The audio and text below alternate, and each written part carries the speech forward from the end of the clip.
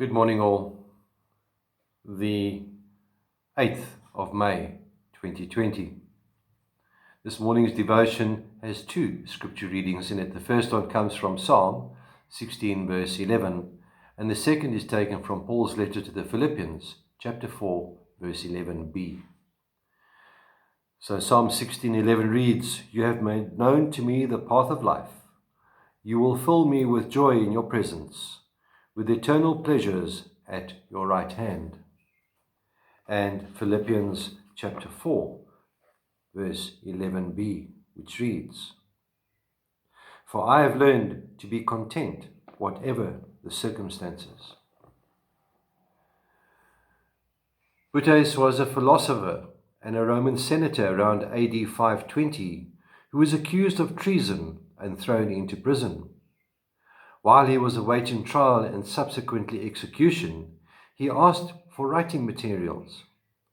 Before his death, he completed a book called The Consolation of Philosophy, which has since been described as the single most important and influential work in the West of medieval and early Renaissance Christianity. Butes was also a Christian. His faith and his experiences inspired his writings, which reflects on how evil can exist in a world governed by God, how joy is still attainable amidst changing fortune. He wrote, "Nothing is miserable but what is thought so, and contrariwise, every estate is happy if he that bears it be content," which is rather an elaborate way of saying that the way we view our circumstances is more important than the circumstances themselves. Paul also understood that our changing view of circumstances and contentment is a choice. While he too was in prison, he wrote, "I've learned, in whatever state I am, to be content." Both men could be content because they drew their ultimate satisfaction from God, who never changes. Do you feel trapped by difficult circumstances?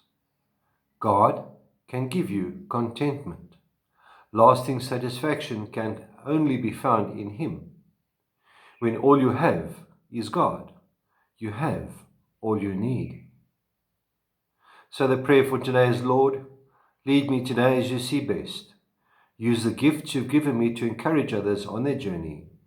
Help me not to compare myself with others, but to be content despite the circumstances. Amen.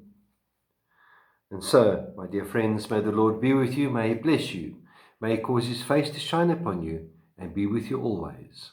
Amen.